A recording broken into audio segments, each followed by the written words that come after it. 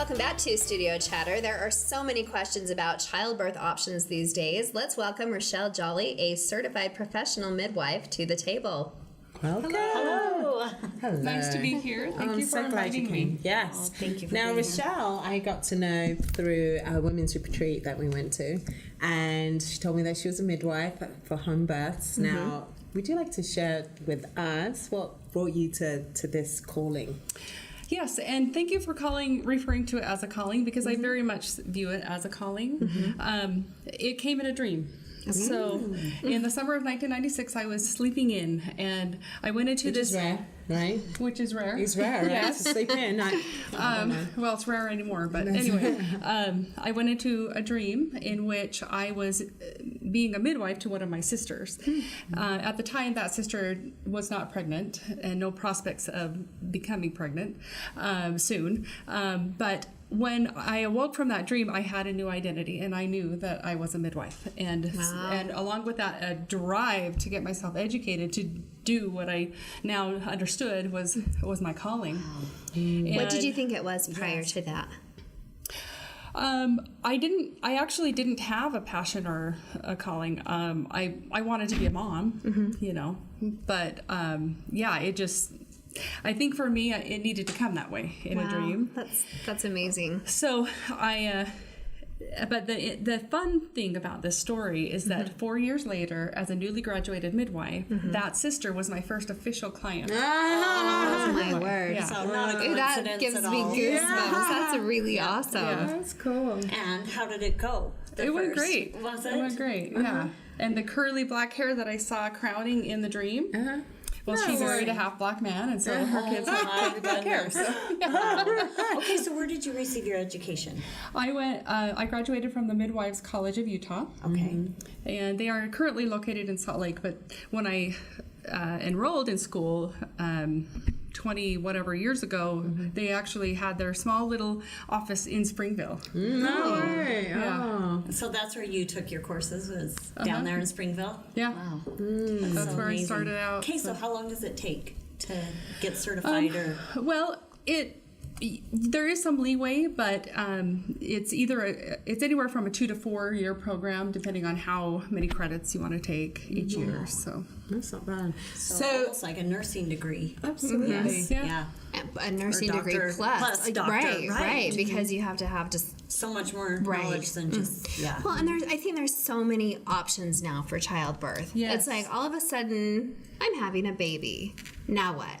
Right. I mean, so I think when you're having those conversations with women, what is it, I guess, that what would turn them on to I guess, like instead of going to a doctor, going to a midwife. I think there has to be probably, and I hate to use the word trust, but maybe some trust issues, because you're kind of schooled one way, like you are having a baby, you go to a doctor. Like, what would be kind of the difference? Yeah, I mean, it's out of the norm Right. to have a home birth. We're slowly getting closer to 3% of the U.S. population doing home births. Wow. That's small.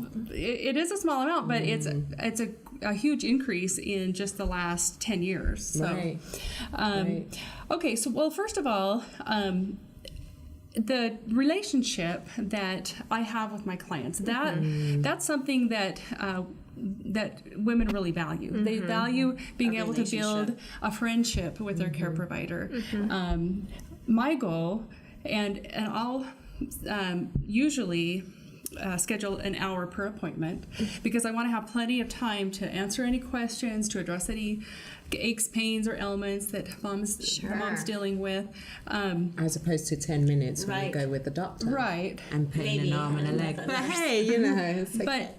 But what I'm always have present in mind is that I want to give plenty of time for that relationship of trust to develop, because I know that when a woman feels very safe with her surroundings and with her birth team, she's going to be able to relax, and therefore the process is going to flow better. She's going to get better oxygenation to her baby, and she's going to have a better experience. Absolutely. And so my hope is that by the time she calls me over for her birth, that we have that relationship of trust, and that when I walk in the door, she kind of oh, my friend is here, you know, my support.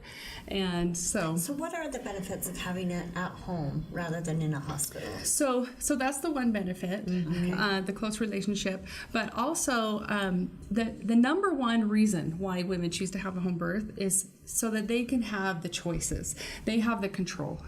So when having a hospital birth, we are subject to hospital Regulations, right? Yeah, regulations, protocols, and Sorry, because I did. All right. Yes. Okay. Yeah. So I'll let you. Yes. yeah, and what I do and what in general midwives do, and when you're birthing at home, is we really look at the individual as an individual. And sure, there's certain protocols that we're aware of, and there's certain standards, etc. But I'm going to take the whole package, and I'm going to consider all the factors, including how mom and dad are feeling intuitively about a situation, or how I'm feeling intuitively, and all those factors together will determine we determine, because we work as a team, we determine the mode of action. So it's not just, you reach this certain lab number, then we got to do this. It's time for this, right? Yeah. Milestones. So it's that respect for the fact that the parents are the stewards of this pregnancy. They are the stewards of this baby. And I'm there to assist them. I'm bringing in my knowledge and my experience to assist them in their birth. And they get to choose who they have at their birth. They she eats and drinks whenever she wants to. And Beautiful, isn't it? That's so my Diet true. Coke all birth long. I don't know. I would have a word about that, but ultimately it is her decision. But anyway, and then I encourage her to follow her instincts and to go into whatever position feels right, because the position that instinctually feels right is most likely the best position for all the bones to move in the right way, or whatever, to birth the baby. But yeah, during the labor process, she can go on a walk, she can take a bath, she can Whatever. And do you mind what age as well? What about women above 40? Are you concerned? I mean, is there guidelines for women that are above a certain age? I don't automatically categorize, or I don't disregard them, kind of thing, and say you have to. I don't put them in a category. Yeah, I'm going high to treat risk. them just like any other client, and I'm going to consider their health, from their blood work and their diet and their health history. And I mean, I've worked with women in their 40s that have had great outcomes, and then one of my youngest clients at age 18, who had a horrible diet, she ended up with premature rupture of membranes at 31 weeks, and had to stay in the hospital for a while, and then so that was a question also. So what are you able to give medications, or what are you able to do, I guess, at home? Well, that varies depending on what. Like an epidural or something like Oh, that? no, Are you no. Okay, so it's all natural, really? Yes, yeah. Okay. We're talking. Homeopathic. Yeah, so this is natural birth. Now, we do have some techniques to help with, as far as comfort measures go, and to help relieve. Bless their hearts. But let me just first say that perception of pain is determined by several factors, including if we're feeling supported and respected, if we're feeling in control and safe. And so in other words, if we are feeling out of control and unsafe, then our perception of pain is going to go way up. But if we've created this plan, and we're planning this birth, and we have our own setting in our home, and we have a loving husband, and a maybe our sister or our mom, and our midwife with whom we've developed this friendship. Oh, I love that. Then the perception of pain goes way down, because it's like, okay, I got this, and then also I encourage my clients to to prepare during the labor In what way? Yeah. by practicing the deep meditative relaxation that they can then apply during the birthing time. Then there's a few techniques that we can apply. Well, first of all, there's water. Getting in water that we relieve some of the gravity effect, and so the abdomen kind of is held in the water, and then the heat helps the muscles relax. The more relaxed the muscles are, or in other words, the less tension, then the less pain that might develop there.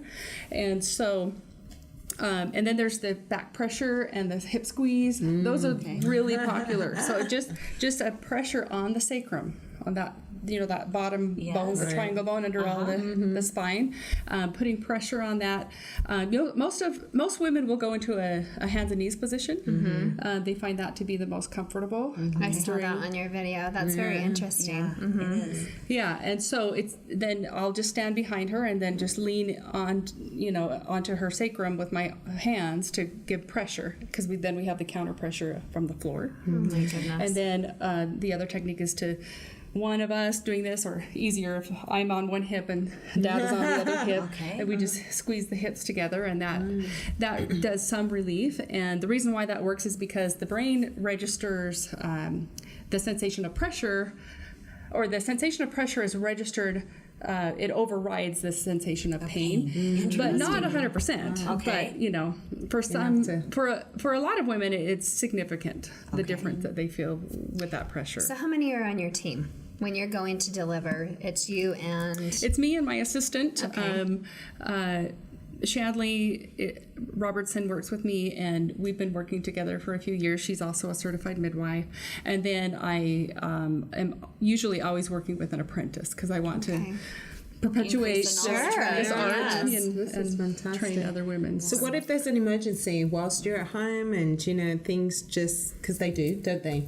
You just don't know what's going to happen. Sometimes complications do come up at times, and I'm trained in I'm familiar with all the possible complications of childbirth.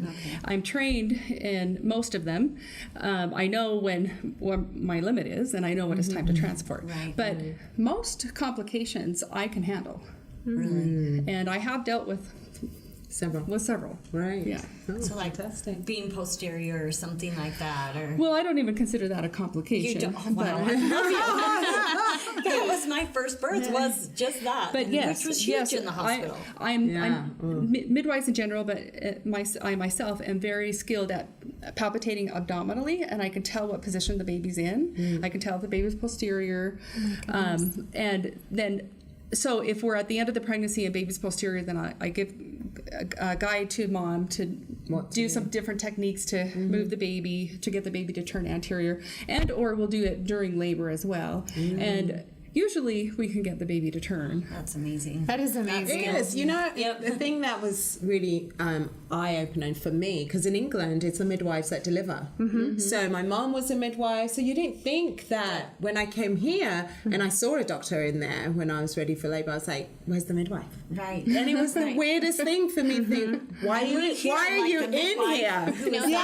It's interesting that you brought that up, because I was just going to ask that question about that statistic, because you mentioned it's only 3% in the U.S. Right. Well, it's not even up to 3% yet. And wasn't it for a long time not even allowed in Utah? Wasn't there something about that midwives delivering? No, it's never been illegal. Not illegal, or well, maybe it was just not that accepted. I guess so. Wow. Yeah. But in other parts of the world, is it? I mean, are there? Oh yeah, It's very, very common. Oh, well, But when you take the doctor out and you have a midwife in the hospital, it's totally different feel. I think you have children more have been freedoms, don't coming you? for a very long time in very natural ways. I mean, in the right. brush, or where they're going to come somehow. And women know how to be there for women. And there's just that woman's touch that we want in those times. Okay, so if there's one thing that you would like us all to know about what you do, what would that be? For a mom to be, or for people? Well, I guess I'll just say that I I love my work. It is a passion, and the thing about it that I love the most is that I get to support, facilitate, encourage this growth in women, where instead of looking at birth as, oh, this is a really hard thing and maybe you just want to be saved from it, and okay, we'll take care of it for you, we'll do it for you. Yeah. It's the opposite. This is an amazing, empowering experience for a woman. It's perfectly designed to help prepare her to raise her child, because when she sees what she just did, when she shows herself, proves to herself what she just did, she knows that she can do whatever it takes to raise that child later in life.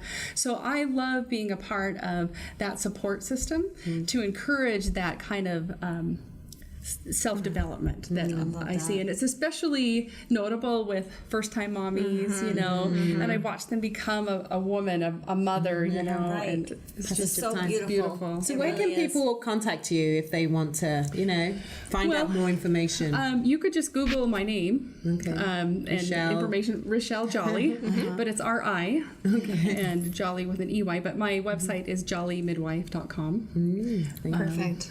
Do you have give like my an phone office? number? Yeah, if you've got an office My number. phone number is 801-369-9178. Perfect. And we Thank can you share that so to our viewers as well. Thank you so much for that was being here. wonderful. Thank you.